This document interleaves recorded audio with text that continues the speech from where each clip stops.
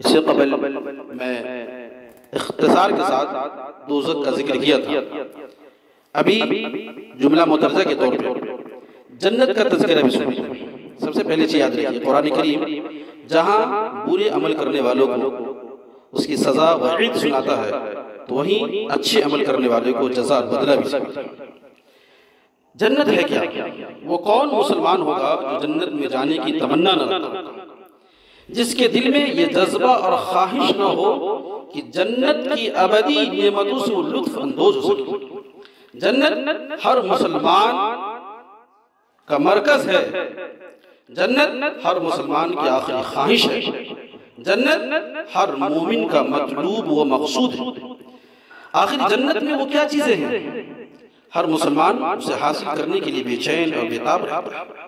آئیے، جنت جس کی ایک اینٹ سونے کی اور ایک اینٹ چاندی کی، جس کا گارہ تیز خوشبودار مشک سے، جس کی کنکریاں موتی اور یاقوت کی ہیں، جس کی مٹی زعفران، اس جنت کی وسعت اور چوڑائی کو سورہ حدید میں اللہ تبارک و تعالیٰ نے یوں بیان فرمایا ہے: سابقوا الى مغفرۃ من ربکم وجنۃ عرضها كعرض السماوات والارض اعدت للذین آمنوا باللہ ورسولہ، کہ اپنے رب کی مغفرت اور ایسی جنت کی طرف دوڑو جس کی وسعت آسمان اور زمین کی وسعت کے برابر ہے، جو ان لوگوں کے لیے تیار کی گئی ہے جو اللہ اس کے رسول پر ایمان رکھتے ہیں۔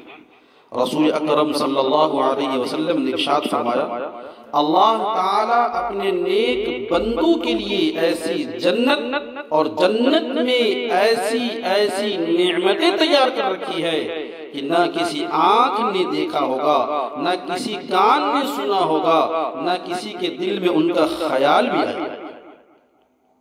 ایک اور حدیث میں ہے، حضور اکرم صلی اللہ علیہ وسلم فرماتے ہیں کہ جنت میں ایک کوڑا رکھنے کی جگہ بھی دنیا ما فیہا سے بہتر ہے۔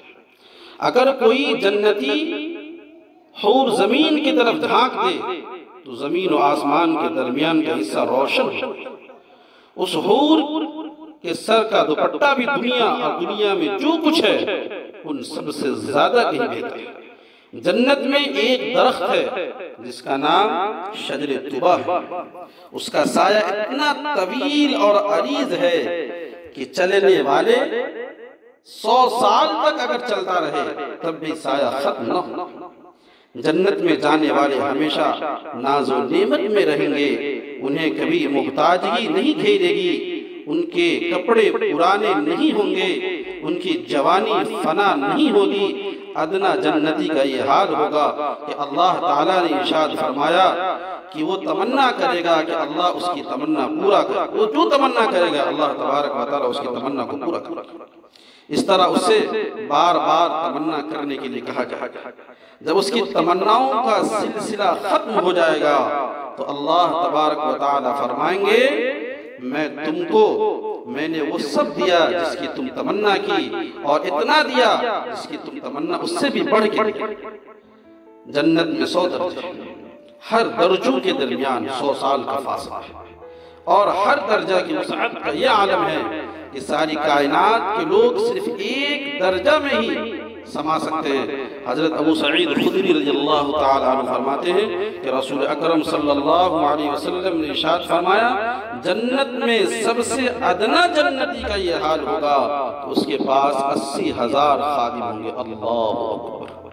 72 حوریں ہوں گی، موتی یاقوت، اتنا بڑا رقبہ تیار کیا جائے گا جو ملک شام کے مقام پر سے لے کے ملک یمن تک، صنعاء تک اس کی وسیع و عریض ہوگی۔ سب اہل جنت 30 سال کے ہوں گے، ان کے قد 60 ہاتھ کے ہوں گے، ان کو ایسے تاج پہنائے جائیں گے جس کا معمولی موتی بھی مشرق اور مغرب کو روشن کرتا ہے۔ اللہ!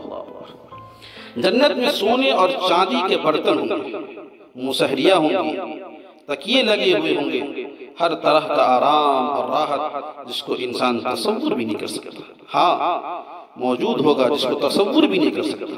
ہر کام کے لیے خدام حاضر ہوں گے، اہل جنت جنت میں ہمیشہ رہیں گے، کبھی جنت سے نکالے نہیں جائیں گے، کبھی ان پر موت نہیں آئے گی۔ جنت میں دودھ، شہد اور شراب کی نہریں ہوں گی، جو چاہیں گے پیئیں گے، جتنا چاہیں گے پیئیں گے، جتنا چاہیں گے کھائیں گے، کھائیے پیجیے انجوائے۔ وہاں کوئی بیت الخلا نہیں ہے کہ جا کے انسان قضاء حاجت کرے، ایک ڈکار سب کھانا حاضر۔ جنت میں آزادی کے ساتھ جہاں چاہیں گھومے پھریں گے۔ اہل جنت کا سب سے بڑا اکرام یہ ہوگا کہ اللہ تبارک و تعالیٰ ان سے راضی ہے۔ وَرِضْوَانٌ مِّنَ اللَّهِ أَكْبَرُ، اللہ تبارک و تعالیٰ کی خوشی ہوگی۔ اللہ تعالیٰ اعلان کریں گے کہ آج کے بعد میں تم سے کبھی ناراض نہیں ہوں۔ دوستو، یہ جنت یوں ہی نہیں مل جاتی، اس کے لیے کچھ کرنا پڑتا ہے۔ بڑی نعمت کو حاصل کرنے کے لیے اتنی بڑی قربانی دینی پڑتی ہے، مشقت اٹھانا پڑتا ہے۔ یہ دنیا چند دن کی زندگی ہے، اگر چند دن کی زندگی کو ہم نے محنت اور مشقت میں گزار لیا تو یقیناً آنے والی زندگی جو دائمی زندگی ہوگی بڑی خوش خرم ہوگی۔ آپ یوں سوچئے، کبھی کبھی ہم اور سفر کرتے ہیں اور دوران سفر کبھی بیٹھنے کے لیے جگہ نہیں ملتی ہے، کھڑے ہو کے 2-4 گھنٹے کا سفر کر لیتے ہیں، دل میں یہ تسلی دیتے ہیں مقام پہ پہنچ کے آرام کر لوں گا، 2 گھنٹے یا 4 گھنٹے کی بات تو ہے، اسی طرح سفر کاٹ لوں گا، گھر پہ جا کے آرام کروں گا۔ بس یوں سوچئے کہ چند دنوں کی ہماری زندگی ہے، کیسے بھی کاٹ لیں اللہ کو خوش کرنے کے لیے۔ کاٹنے کا مطلب یہ ہے کہ عیش و عشرت کو چھوڑ دیں، اپنی ناجائز خواہشوں کو چھوڑ دیں، اللہ کے خوشنودی کے مطابق اپنی زندگی بسر کیجیے۔ یقین جانیے جنت کے بارے میں نے بتایا، ساری نعمتیں اللہ تبارک و تعالیٰ نے اہل ایمان کے لیے تیار کر رکھی ہے۔ اہل ایمان کو ساری نعمتیں ملیں گی، لیکن اس کے لیے کیا کرنا پڑے گا؟ اس کے لیے ہے کہ نبی اکرم صلی اللہ علیہ وسلم کی سنتوں کو اپنانا پڑے گا، اللہ تبارک و تعالیٰ کے بتائے ہوئے طریقوں پہ چلنا پڑے گا، اپنی اس فانی زندگی کی خواہش کو ترک کرنا پڑے گا، اللہ کے خوشنودی کے مطابق نبی اکرم صلی اللہ علیہ وسلم کے سیرت کے مطابق اگر ہم زندگی گزاریں گے۔ چند دن کی زندگی ہے، امیر بھی جاتا ہے، غریب بھی جاتا ہے، جو عیش و عشرت سے زندگی گزارتا ہے اس کے رات دن ویسے ہی کٹتے ہیں، اور جو غربت میں زندگی گزارتے ہیں اس کی بھی رات و دن ایسے ہی کٹتا ہے۔ لہذا ہم اپنے اوقات کو، اپنے لمحوں کی قدر کریں۔ یہ موت کبھی انسان کو بول کر نہیں آتی ہے کہ بچپن میں آئے گی، جوانی میں آئے گی یا بڑھاپے میں آئے گی۔ کبھی کبھی موت بچپن میں آتی ہے، جوانی میں بھی آتی ہے، بڑھاپے میں آتی ہے۔ قبل اس کے ہم تیاری کریں، ایک دائمی زندگی ہے اس کی ہم تیاری کریں۔ اللہ تبارک و تعالی ہم سب کو وہ ابدی جنت الفردوس اللہ تعالی ہم سب کو عطا کرے، اور اس کے لیے کوشش کرنی پڑے گی، محنت کرنی پڑے گی۔